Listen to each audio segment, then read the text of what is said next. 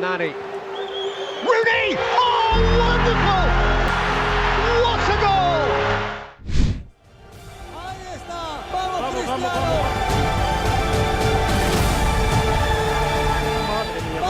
vamos, vamos. Vamos, Cristiano.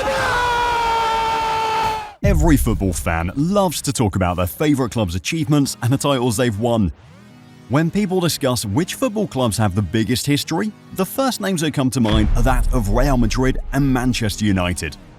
Imagine the roar of Old Trafford as Manchester United storms the pitch, legends like Cantona and Giggs lighting up the night. Now, picture the iconic Santiago Bernabeu, where Real Madrid's Galacticos dazzle fans with their flair, led by the likes of Di Stefano and Cristiano Ronaldo. Two giants of football, each with a legacy that would be written in gold. Who do you think has the upper hand? This comes as no surprise given the Galacticos' incredible 15 Champions League trophies. And no one can forget how dominant the Reds were under Sir Alex Ferguson's managerial reign. What do you remember about Saturday, 5th of May 2018? Well, it's hard to forget that, given how frequently United fans bring those times up to cover up how disappointing they've been over the last decade. Don't go yet. You might want to stick around for this one because we'll be going into depth on how great the golden era of United was. Let's dive into the primes of these two legendary football clubs. Before we dig in, let us define what the prime period was for each club, given the magnitude of both clubs' history. Since appointing Alex Ferguson in 1986, Manchester United racked up 13 league titles and 2 UEFA Champions Leagues. During Sir Alex's 27-year reign at Old Trafford, he coached some iconic teams, but Manchester United would always remain the one for which he would be remembered. They were the treble-winning team in 1999, the 2013 Premier League winners, and of course the 2008 double-winning team, which featured Portuguese superstar Cristiano Ronaldo, the GOAT in the making. The kid only went on to go and win 5 Ballon d'Ors and score more than 900 professional career goals. On the other hand, the name Real Madrid evokes a sense of awe in the football world. With a legacy that spans over a century, they're not just a club, they're a phenomenon. The elegance and flair of their play, combined with an insatiable hunger for victory, have crafted some of the most unforgettable moments in the sport's history. Such moments include the Jose Mourinho team that went to war with Barcelona every year and finally won the league ahead of the Blaugrana in 2012. Moreover, the most recent squad with Vinicius Jr. that captured the 14th and 15th Champions League for the club. And of course, the three-peat team managed by Zinedine Zidane. Both clubs have a history of producing an all-star team. Choosing one team to represent each club's prime means leaving other squads out. The prime team for me is a treble-winning Man United squad of 1999, and for Real Madrid, the three-peat team from 2016 to 2018. After all, they are each club's most notable achievements. Only a select few clubs have won the treble, and with the grace they did it was incredible. On the other hand, we can't forget that Real remains the only club to have won the Champions League back-to-back, and as if that wasn't impressive enough, they won it again to make it 3 in a row. Let's dive into Sir Alex's class of 1999. The team consisted of club icons such as club captain, the fierce Roy Keane, the pass master Paul Scholes and David Beckham, the elite strike partnership of Cole and York, and other club icons such as Gary Neville and Rooney and Giggs. The team was so stacked with superstars that players like Ole Gunnar Solskjaer struggled to get minutes on the pitch. On the other hand, aren't trophies what everyone wants? What's better than winning all 3 in a single season?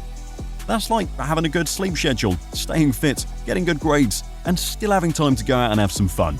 That's sweet dreams, right? But it actually happened.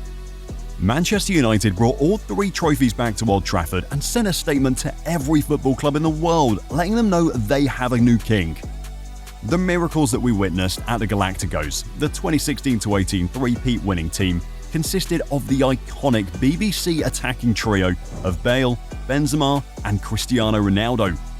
Remember Cristiano from earlier, the star kid made by Manchester? Yeah, he's still around and scoring hat-tricks every week like it's your average Tuesday.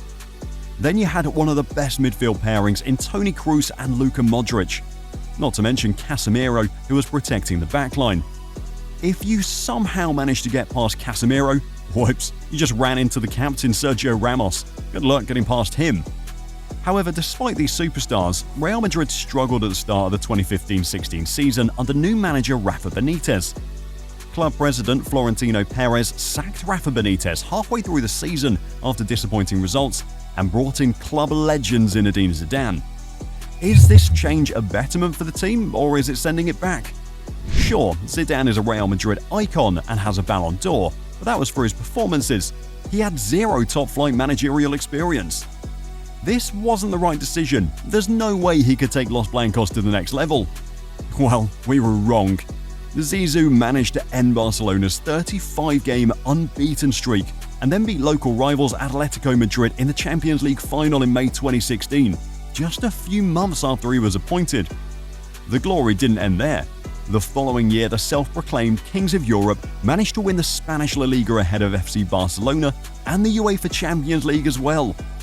They destroyed Italian giants Juventus in a 4-1 win in Cardiff. What many considered to be the best defense in the world turned out to be light work for Cristiano Ronaldo and co. You'd think they'd be satisfied by now. Well, wrong again. Zinedine Zidane's team racked up a third consecutive UEFA Champions League trophy.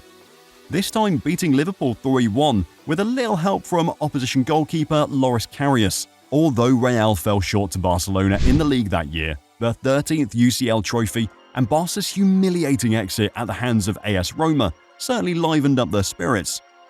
Between 2016 and 2018, Real Madrid showcased a strategic approach to financial spending, balancing investment in star talent with a focus on sustainability. During this period, the club made several significant moves in the transfer market while maintaining a strong financial structure.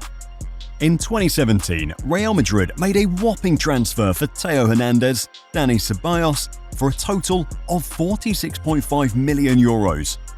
Not only they proved to be value for money, but later turned out to be a good fit for the team as well. Achraf Hakimi was another notable transfer to the team. The young gun came from Castilla, that too for free. The whole pack proved to be a great financial decision by Madrid.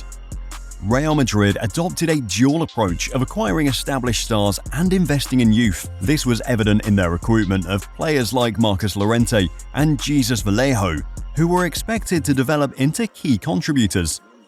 In 1999, Manchester United also had a similar approach. They made significant investments in their squad. The most notable signing was Dwight Yorke, acquired from Aston Villa for £12.6 million. Yorke became a crucial part of the team's attack, forming a formidable partnership with Andy Cole. The club also invested in young talent, including Jesse Lingard and Gary Neville, focusing on nurturing homegrown players from their academy, which became a hallmark of Ferguson's strategy. Both teams have had their fair share of iconic moments. Bayern Munich fans still hear "and Solskjaer has won it" in their sleep after the Norwegians' last-minute winner against the Bavarians in the 1999 UEFA Champions League final. Of course, there is the solo goal Rooney and Giggs scored against Arsenal in the FA Cup final. And who can forget Roy Keane's masterclass against Juventus, where he locked down the likes of Alessandro Del Piero and Zinedine Zidane.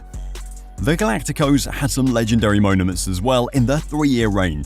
One that immediately comes to mind is Cristiano Ronaldo's bicycle kick against Juventus, where even the opposition fans applauded him. Just a few months later, Gareth Bale scored a bicycle kick of his own against Liverpool in the final. There was also Sergio Ramos' 92nd-minute equaliser against rivals Barcelona at their own turf to silence the entire crowd of Blaugrana supporters. That squad had the attitude of true warriors. So, whose prime was better? Which team would win if both teams faced off against each other? We'll never know who comes out on top. As to which team was better, it's a matter of personal preference. Some would argue that it's Real, as they were dominant for a 3-year timeline. United fans would argue that Madrid failed to win the league in 2 of those 3 years, whereas they dominated every competition. Whichever team you prefer, we can all agree that both teams are better than any team Spurs have ever had. If you want to catch more amazing football content, subscribe to our YouTube channel. Don't forget to push the bell icon for updates.